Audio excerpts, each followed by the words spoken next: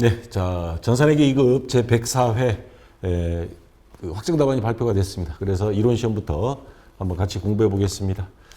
자, 백데이터는 제가 요 첨부 파일 올려놓을 테니까요. 여러분들 같이 설치하시고 수험번호 22, 1 5개의 2, 그 다음 이름 설치 눌러주시고 그리고 편의상 A형으로 통일하겠습니다. 감독관 확인번호 2869번 가온 상사입니다. 자, 우선 1번부터 한번 보겠습니다. 다음 중 혼합거래에 속하는 것. 자, 거래입 판료서. 요거는 수학으로 따지면 구구단 같은 거니까 외워야 된다 그랬죠. 차변에 4개, 대변에 4개인데, 자, 여기 보시면 혼합거래다 하는 거는 자산, 부채, 자본의 증가, 감소, 수익, 비용은 빼고 자산, 부채, 자본끼리만 거래가 이루어지면 요거는 교환거래라 그랬습니다. 그 다음 수익이라든가 비용이 어느 한쪽에, 수익 또는 비용이 어느 한쪽에 있을 때 요거는 혼합거래, 손익거래. 그리고 혼합거래는 뭐냐? 교환거래와 손익거래가 동시에 발생하는 게 혼합거래라고 이론에서 설명했죠. 자, 그러면 이 혼합거래에 속하는 걸 찾으라 하는 겁니다. 보험료 4만 원을 현금으로 지급하다가 현금이란 자산 감소, 보험료는 비용이죠. 비용이 발생. 그럼 요거는 손익거래가 됩니다. 그 다음 2번 비품 4만 원을 구입하고 그럼 비품이란 자산이 증가하겠죠. 자산 증가. 대금은 신용카드로 결제하다. 신용카드로 결제하면 돈은 나중에 나갑니다. 그러면 돈 나갈 때까지는 미지급금, 부채의 증가, 부채의 증가 이렇게 이루어지는 이거는 교환거래고요. 3번 현금 1,000만 원을 출자, 출가, 가출 이런 말 나오는데 자본금으로 사장님이 회사에 돈을 가져온 거, 이게 출자입니다. 그러면 영업을 개시했죠. 현금이라는 자산이 증가하고 자본금이 증가합니다. 이거는 지금 2급은 개인 회사니까 사장님 돈입니다. 이게 자본이 증가. 자, 그래서 요거는 뭐예요? 교환거래가 되겠죠. 단기 대여금 100만 원과 이자 2만 원을 현금으로 받다. 그럼 현금이 얼마 들어왔다는 거? 102만 원. 자산이 증가가 되고요. 그 다음 단기 대여금은 돈 빌려줬다가 그 다음 어떻게? 받았으니까 단기 대여금이란 자산이 감소가 되겠죠. 자산이 감소. 이렇게 하면 교환거래인데, 자, 여기서 이자도 같이 받았어요. 이자를 받았으면 이자 수익이 발생. 그리고 이자 2만 원 현금으로 받았으니까 현금이 2만 원은 자산이 증가. 그러면 이렇게도 하나 생기는 거죠. 자, 이자에 대한 거는 손익거래가 되고 대여금 돌려받은 거는 교환거래가 됩니다. 그래서 두 개가 동시에 생겼어요. 그래서 혼합거래 4번이 정답이 되는 겁니다. 자, 됐고요. 그 다음 2번 문제. 자, 이게 또 나왔습니다. 다음 중 거래의 결합관계에서 동시에 나타날 수 없는 것. 자, 비용이 발생과 자산이 감소. 비용이 발생과 자산이 감소는 이렇게 연결이 됩니다. 자, 그 다음 자산이 증가와 부채의 증가. 자산이 증가와 부채의 증가. 그래서 이렇게 연결이 되죠. 그 다음에 자본이 증가와 부채의 증가. 자본이 증가, 부채의 증가. 다 대변에 있어요. 이런 거래는 절대 나올 수가 없습니다.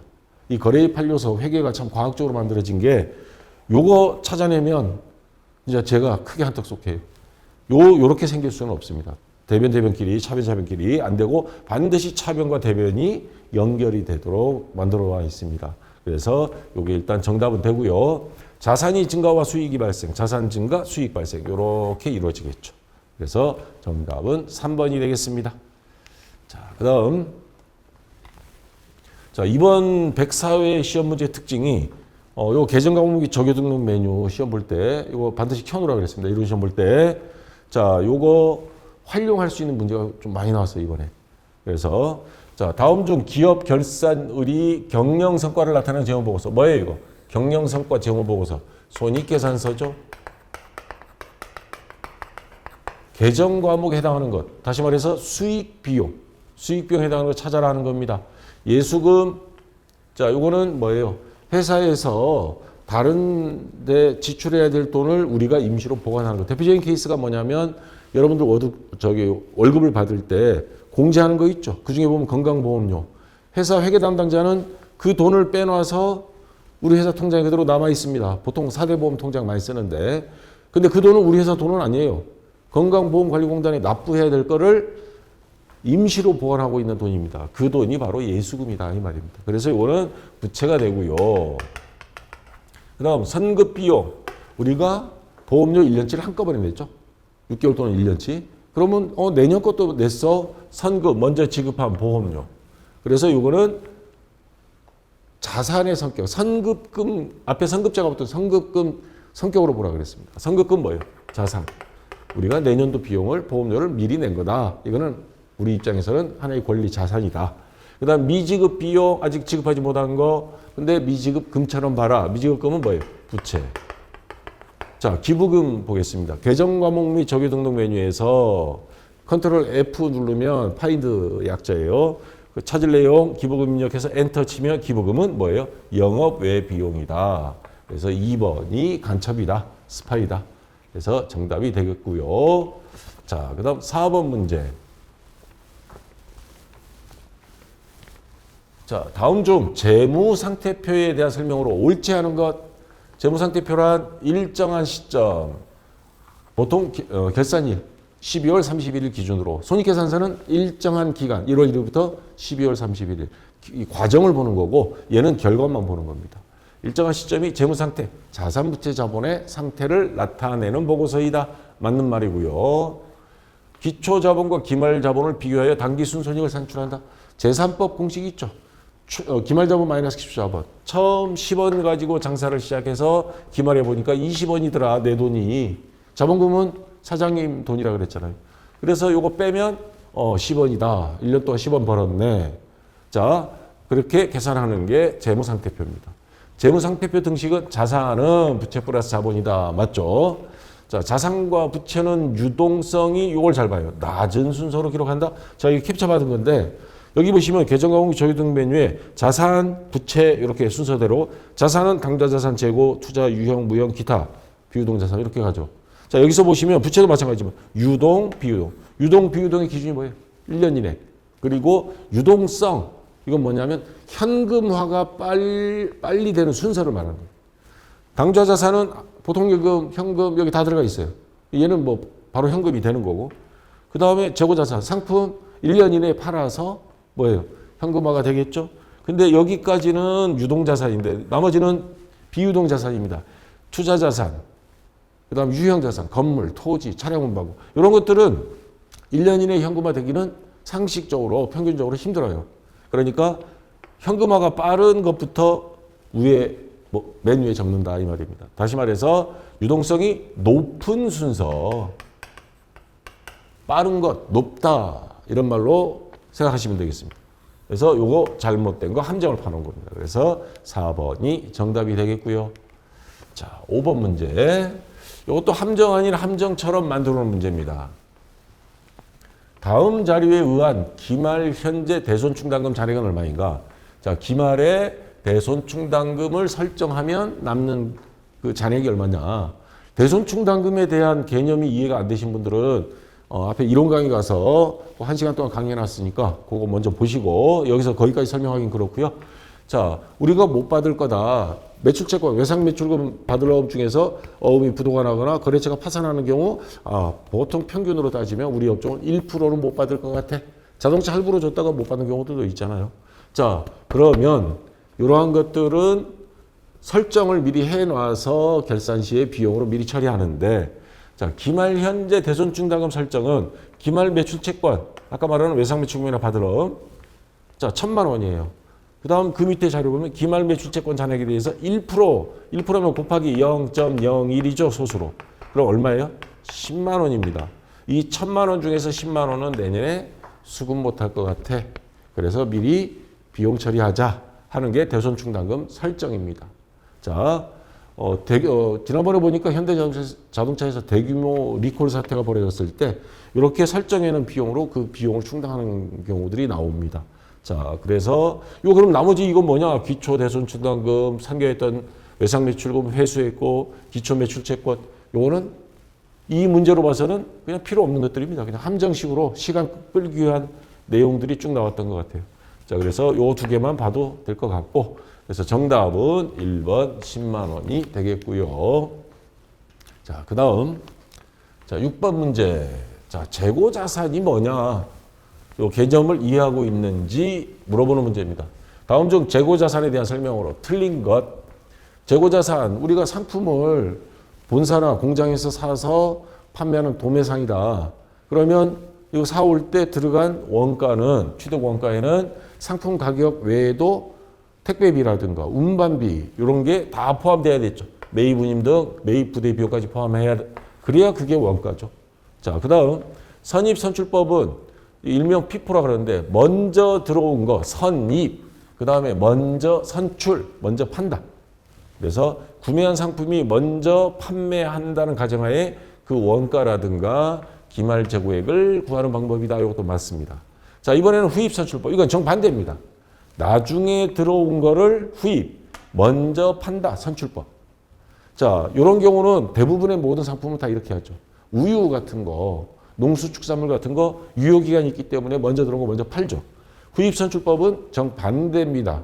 요거는 뭐 골동품, 뭐 반려식품 이런 거는 오래 있어야 괜찮죠. 나중에 구매한 상품이 나중에 판매, 이거 잘 봐요. 나중에 구매한 상품 후입. 근데 이거를 먼저 팔아버린다. 나중에 판매된다. 이게 틀렸죠. 나중에 구매한 상품을 먼저 판매된다는 가정하에 매출원가 기말 재고액을 구하는 방법이다가 맞습니다. 얘가 틀렸어요. 그래서 정답은 요 3번이 되겠고요. 개별법 말 그대로 하나씩 매입 단가를 개별적으로 파악해서 재고 파악하고 하는 방법. 고가품들 있죠. 뭐 미술품 아니면 가전제품 중에서 비싼 거 이런 거는 제품 하나하나마다 장부를 작성해서 기록합니다. 자, 그래서 4번은 맞는 거고요. 그래서 정답은 3번이 되겠습니다. 자, 그다음 7번 문제. 자, 계산 문제가 나왔는데 요즘 들어서 이 출제위원 중에 요거 유달리 좋아하는 분이 한두 명 있는 것 같아. 요거 당분간 또 나올 수 있습니다. 요거 잘 봐둬야 됩니다. 당해년도 기말 재고액이 1,000원만큼 과대 금액을 오버해서 적어버렸다. 이 경우 이 오류가 미치는 영향으로 옳지 않은 것. 그러면 머릿속에 기말 재고액이 들어간 공식 생각하세요. 자, 기말 재고액 들어간 거 매출원가 공식에 기말 상품 재고액이 있죠. 기초 상품 재고액 더하기 순매입액 마이너스 기말 상품 재고액. 자, 그러면 보겠습니다. 다시 이쪽으로 와서. 자, 매출원가 요게 100원이라고 가정을 해보겠습니다. 1,000원만큼이라고 돼버리니까 그러면 안 되겠다.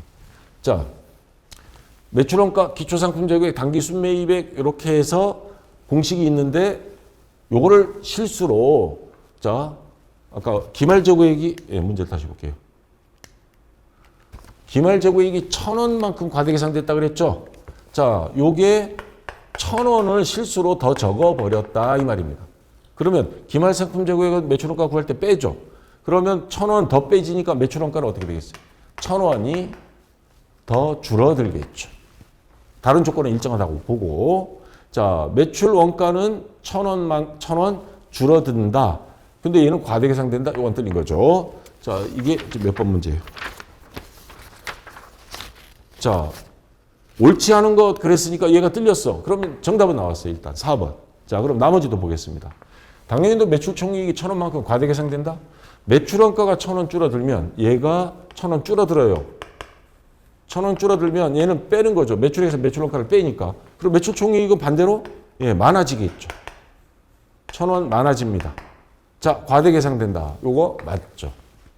자, 그다음 당연히도 기말 재고 자산이 1,000원만큼 과대 계산. 이건 문제에 주어진 거죠. 실수로 재고 파악을 잘못해서 1,000원을 더 적어버린 거예요. 과대 계산 요건 문제에 주어진 거니까 맞고. 그다음 다음 연도 기초 재고 자산이 1,000원만큼 과대 계산된다. 기말 재고 자산 12월 31일이 내년도 1월 1일 가면 기초 재고액이 되겠죠.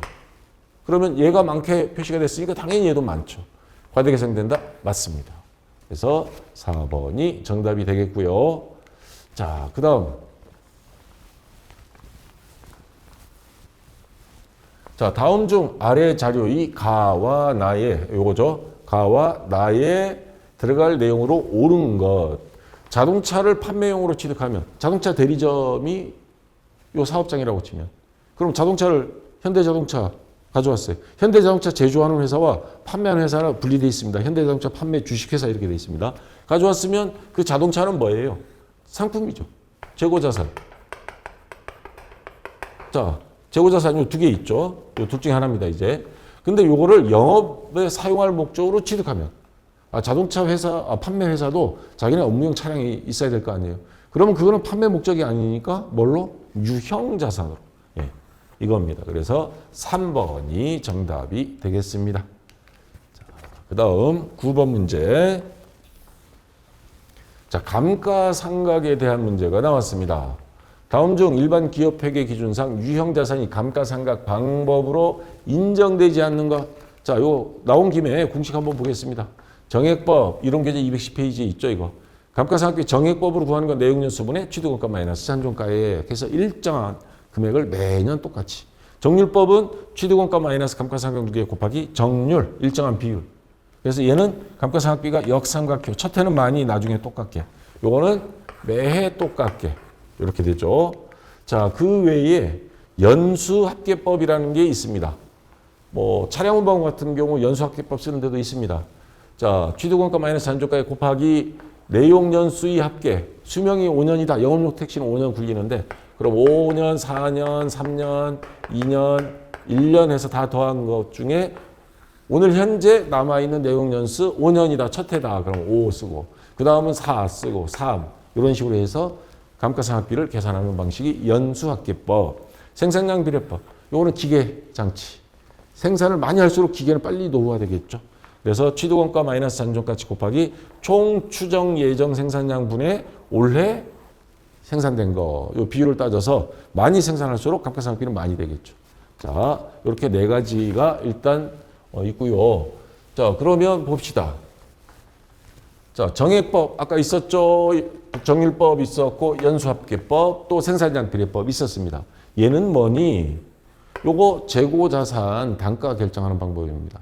선입선출법 앞에서 선입선출법, 후입선출법, 평균법, 이동평균법, 총평균법.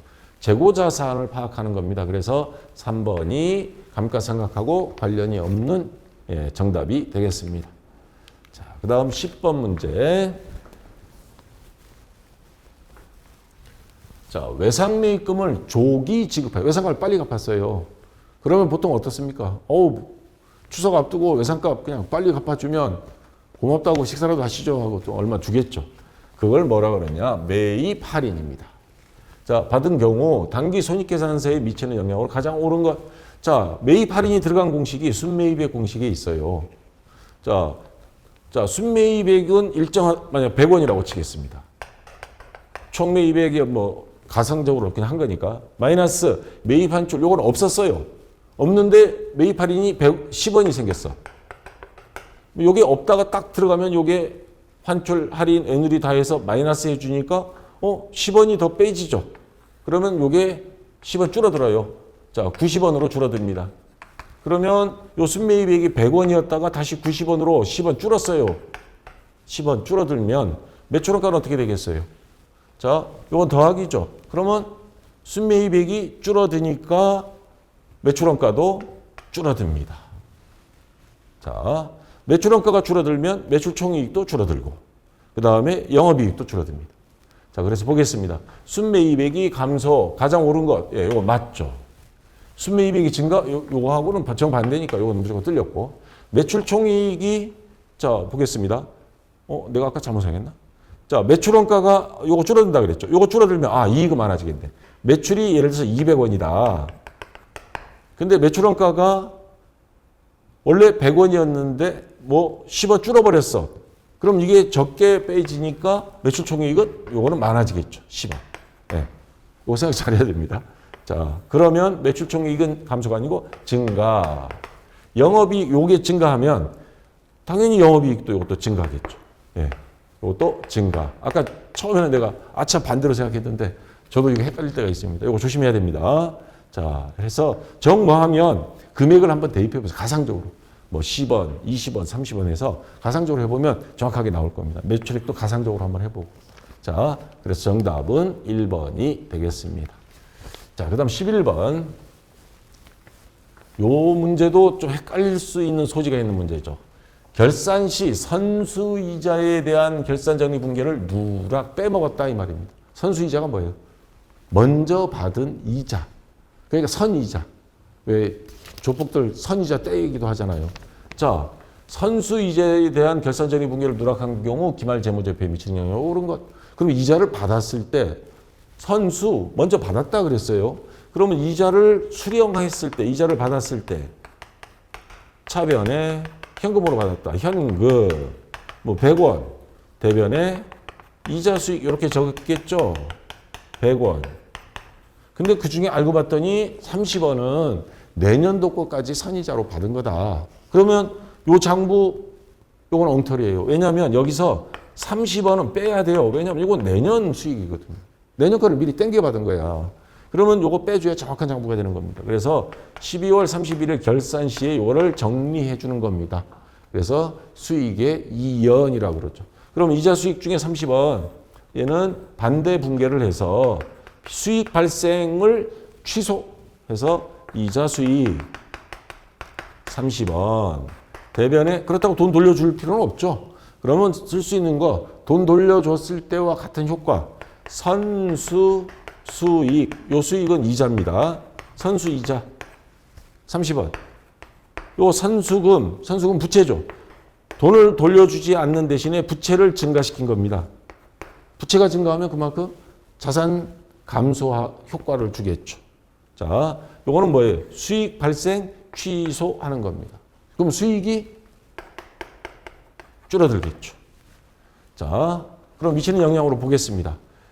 근데 요거를 해야 되는데, 요걸 했어야 되는데, 요거를 안 했다 이 말입니다. 누락했으니까. 그랬을 때 어떤 영향이 있느냐? 자, 수익 감소를 해야 되는데 수익이 과대가 돼버렸죠. 수익 30원만큼 뺐어야 되는데 안 뺐으니까 수익이 과대에 들렸고요. 수익 없죠. 그 다음에 요 선수 수익은 아까 뭐라 그랬어요? 부채라고 그랬죠. 부채가 30원 증가했어야 되는데 안 했으니까 부채가 과소 여기 맞는 게 나왔네요. 그 다음에 자산은 아무 상관없어요. 여기 자산 없으니까. 비용 없어요. 아무 상관없어요. 그래서 1번이 정답이 되는 겁니다. 자, 아시겠죠? 수익 비용의 위험 예상은 이것도 1시간 동안 제가 이론 강의 해놓은 게 있으니까 거기 가서 한번 잘 살펴보시고요. 자, 그 다음 12번 문제. 자, 요거 좀 생소한 문제가 나왔습니다. 다음 중 자본 구성 내역을 자본 거래와 손익 거래 결과로 구분할 때 그 구분이 다른 것. 자, 재무상태표에 보면 자산, 부채, 자본이 있죠.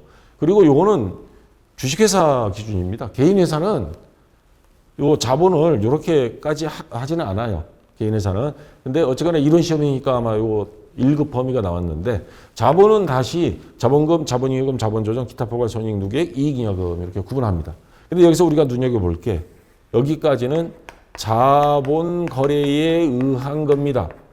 여러분 잉여금이라는 말, 잉여 농산물 학교 다닐 때 배우셨죠? 농사를 지어서 우리가 먹을 거 빼고 남는 거 창고에 보관한 게 잉여 농산물이라고 그러죠. 돈 벌어서 회사에 쌓아둔 돈. 근데 이익잉여금은 뭐냐? 장사해서 물건 팔아서 영업과 관련해서 생긴 이익이 남아있는 것. 그럼 자본잉여금은 이거는 영업과 직접적인 관련이 없이 회사의 주식과 관련해서 잉여금이 생긴 것. 그래서 얘는 자본거래에 의한 항목이고 얘는 손익거래에 의한 잉여금입니다. 자, 그래서 그 구분이 다른 것, 자본금 여기 있죠. 자본조정, 자본잉여금 다 여기 있습니다. 이것들은 자본거래에 의한 거고 얘는 잉여금은 뭐냐? 왕따입니다. 손익거래에 의합니다. 그래서 3번이 정답이 되겠습니다. 자, 13번 문제. 요 계산 문제가 나왔는데 아차하면 요것도 헷갈릴 수 있는 문제니까 조심해야 됩니다. 다음과 같은 자료만으로 알 수 있는 당기 추가 출자액은 얼마인가? 자, 당기 현금 5천만 원 출자 영업을 개시했고요. 사업주가 개인 사용을 목적으로 인출한 금액 500만 원이고 당기 기말 자본금은 7천만 원이고 당기 기말 결산이 당기 순이익은 1천만 원이다. 자, 개인 기업은 사장님이 저희가 마음대로 돈 가져왔다 합니다. 이익이 생기면 누가 다 먹어요? 그렇죠? 사장님이 다 먹죠. 자, 그러면 기말 자본금 7천만 원이다 하는 거는 기말 자본. 자, 7천만 원은 어떤 결과에 의해서 나온 거냐? 기초 자본금 5천만 원 가지고 처음에 사업을 시작했어요. 기초 자본금 5천만 원. 자, 여기서 이익 생기면 사장님이 먹고 손실 나면 사장님이 다 독박 쓰고 그 다음에 추가로 돈 가져오면 추가 출자이익은 더해주고 사장님이 돈 가져간 인출금은 빼주고 이런 식으로 한 결과가 이렇게 됐다 이 말입니다. 자, 그럼 보겠습니다. 요거 아까 5천만 원 적었고요. 개인 사업을 목적으로 인출한 금액 또 5천만 원 가져가 버렸어. 500만 원. 자, 인출금 500만 원, 5천만 원 가져왔다가 500만 원 또 가져가 버렸고요. 그 다음에 당기 순이익이 1,000만 원 있어. 그러면 순이익 1,000만 원은 어떻게? 더 해야죠. 사장님이 다 먹어요. 순이익. 자, 여기 뭐가 빠졌냐? 우리가 구할 거 요거죠. 추가로 가져온 거는 어떻게 되겠어요? 더 해줘야죠. 기초자본에 더 해줘야 됩니다. 사장님이 그러면 5천만 원이 아니고 추가로 가져온 것까지 더해서 사장님 자본금이 되는 거죠. 그럼 여기다 더하기 추가 출자액. 출자액. 자, 이걸 X로 놓겠습니다. 자, 그럼 계산해보죠. X값을 구해야 할 거니까 이것만 남겨놓고 나머지는 이쪽으로 넘겨버리면 자, 보겠습니다. 5천만 원에 500만 원 빼면 4,500이죠. 다시 5,500이 되죠. 이건 더해줄 거니까 5,500 넘어가면 마이너스가 되죠. 마이너스 5,500. 그러면 추가 출자액은 나오죠. 1,500만 원이 추가 출자액이 되는 겁니다. 요 X값이 되는 겁니다. 갑자기 수학 시간이 돼버렸네. 자, 그래서 정답은 3번이 되겠죠. 자, 요 원리를 이해하는 게 좋습니다. 이거는 기초자본, 기말자본, 추가 출자, 인출, 당기순이익 요거는 더한다, 뺀다만 확실히 개념을 알고 있으면 되겠습니다. 자, 그 다음 14번. 요 손익계산서 순서 제가 설명하기 위해서 갖다 놓은 건데 요것도 기본적으로 순서를 외워두면 편합니다. 시간이 절약돼. 만약에 모른다. 그러면 손익계산서 그 K랩 프로그램에 있는 거 보면서 하세요. 여러분들. 다음 중 손익계산서의 영업이익에 영향을 미치는 거. 영업이익. 총 매출액에서 매출원가, 순매출액이죠. 순매출액 매출원가를 빼면 매출 총이익. 여기서 판매비와 관리비, 급여, 인건비부터 뭐 여러 가지 감가상각비, 뭐 광고선전비 뭐 다 여기 들어가죠. 그러면 순수하게 영업에서 생긴 이익, 뭐 적자면 영업 손실이 되는 거고 여기다 영업과 무관한 수익, 은행에 적금을 부어놨더니 이자 생긴 거, 이자 수익. 반대로 이자 비용, 기부금 빼면 소득세까지 빼면 당기순손익이 되죠. 자, 보겠습니다. 영업이익에 영향을 미치는 거. 얘한테 영향을 미치려면 요 안에 있어야 돼요. 이 밖에는 영업손익에 미치지 않아요. 그 다음 일이기 때문에. 기부금, 영업외 비용입니다. 아까 앞에서 나왔죠. 영업외 비용이에요. 그럼 얘는 탈락. 차입금에 대한 이자 비용은 영업과 무관해요. 영업외 비용입니다. 얘도 탈락. 자, 4번 먼저 보겠습니다. 유형자산을 장부가액보다 낮은 가격으로 처분하여 발생한 손실, 유형자산 처분 손실이죠. 뭐예요? 회사에 사용하던 중고 자동차, 요거를 자, 중고로 팔아버렸습니다. 헐값에. 그래 손실 봤어. 영업과 직접적인 관련은 없는 겁니다. 그러면 요거는 유형자산, 영업의 비용. 그래서 얘도 탈락. 판매 촉진 목적으로 광고, 홍보, 선전, 광고 선전비죠. 지급한 거, 이건 판매비와 관리비에 들어갑니다. 얘는 영업이익에 영향을 미칩니다. 그래서 3번이 정답이 되겠죠. 자, 이거는 뭐 그렇게 어려운 문제는 아니었고요. 자, 마지막 15번 문제. 이것도 개정 과목 및 정의 등록 메뉴 참고하면 쉽게 풀 수 있습니다. 다음 중 자산에 속하는 개정 과목이 아닌 것. 구축물. LG 디스플레이 한번 가봤더니 뭐 공장 안에 도로가 있고 신호등이 있고 뭐 별게 다 있어요. 자, 이건 회사에 세운 거 구축물입니다. 자산이에요. 유형자산. 개발비. 이거 무형자산입니다. 회사에서 특허를 내기 위해서 엄청난 연구비가 들어가는데 성공할 가능성이 높으면 그때는 이걸 개발비라 해서 무형자산 처리하고요. 단기 금융상품, 은행에 1년 이내에 뭐예요? 만기일이 도래하는 결산 기준으로 그거는 뭐예요? 단기 금융상품이라 해서 이거 당좌자산에 들어갑니다. 임대보증금, 임차보증금 헷갈리시는 분들 많은데 자, 임차인, 임대인 이 사람들 건물주 아니에요, 이거. 조물주보다 위에 있는 건물주. 자, 임대인이 요 하면서 전세금, 전세로 우리가 빌리잖아요.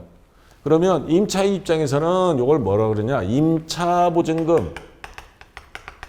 요거는 나중에 어떻게 나갈 때 돌려주죠. 안 돌려주면 뭐 멱살 잡아야죠. 자, 요거는 그래서 임차보증금은 자산이 되고 반대로 임대인 입장에서 요거 전세금 1억 받았어. 그럼 1억은 뭐냐? 돌려줘야 될 돈이에요. 그러면 요거는 뭐라 그러냐? 임대인 입장이니까 임대보증금. 사회에서는 전세금, 그렇죠. 전세돈. 임대보증금, 보증권이라고 했네. 자, 임대보증금은 그러면 건물주 입장에서는 나중에 돌려줘야 될 돈이에요. 부채입니다, 이거. 부채 중에서 보통 1년 이상이니까 전세는 그러면 비유동부채입니다. 그래서 개정가공비 조교등록 메뉴에서 검색해 봤더니 임대보증금, 자, 비유동부채다. 누구 입장에서? 임대인 입장에서. 그러면 부채이기 때문에 요거는 자산이 아니고 비유동 부채다. 정답이 되겠죠. 자, 여기까지 해서 설명이 다 됐고요. 합격자 발표는 내일인 것 같은데 난이도는 지난 103회 비교했을 때 아주 어렵진 않고요. 뭐 합격률은 제가 보기에는 거의 비슷할 것 같기도 한데 약간 몇 프로 정도 좀 차이는 있을 수 있겠어요. 사람에 따라 좀 이해를 많이 하신 분들, 단순 암기가 아닌 그런 분들한테는 어렵지 않았고 그냥 암기만 해가지고 시험 보신 분들은 조금 애를 먹었을 것 같고. 자, 우리 카페에서 보시는 분 상관없는데 유튜브에서 보시는 분들 질문 답변은 제가 유튜브까지 못합니다. 그래서 네이버에 박쌤 전산에게 해서 여기 오면 수십만 개의 질문 답변 데이터가 구축되어 있습니다. 그러니까 검색하면 웬만한 거 다 떠요. 한번 들어와서 보시고 유튜브에서 이쪽으로 오실 때 구독 한번 눌러주시고 그 다음에 화면이 흐리다는 분들이 있는데 지금 요 촬영도 4K급으로 고화질로 찍어놨습니다. 요거 여기 보면 톱니바퀴 있죠? 여기에서 1080을 클릭하면 선명하게 보일 겁니다. 예, 그렇게 해서 강의 들으시고 자 수고했고요. 좀 쉬었다가 다음 시간 이어서 실무시험 같이 공부해 보도록 하겠습니다. 자 수고했습니다.